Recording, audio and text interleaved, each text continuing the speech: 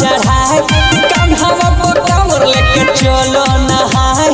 बाबा योर भंगिया के जलावा चढ़ाए बोलो नमः शिवाय ओम नमः शिवाय हर हर शंभु नमः शिवाय बोले कंवरिया नमः शिवाय हर हर शंभु नमः शिवाय जजा है जिसका नाम बनाए बिगड़े काम माथे पे जिसके चंदा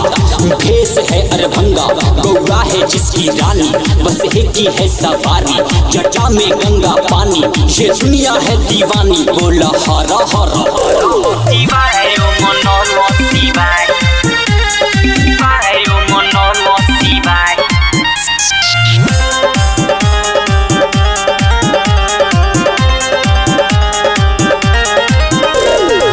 तुमसे भी कह रहा हूँ मैं सबके सब झूमने चाहिए नहीं तो तुम्हारी कसम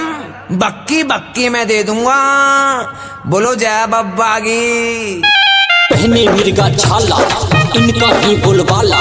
चेले हैं हम इनका गुरु है ये सबका भले ही रूप काला पिए इसका प्याला काहे की बाबा और भंगिया हमें कालू के काल महाकाल कहाले हो भरोसा वन गंगा जल से नहाले हो जियल खाली तो भंगिया के पाता को चमकेला चंदा यार भंगिया के माथा को रंजित राही देख भजन गाए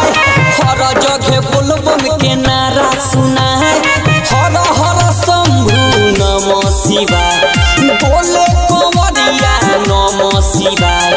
हर हर शंभु नमः शिवाय। श्री लक्ष्मी रिकॉर्डिंग स्टूडियो बलथर चौक।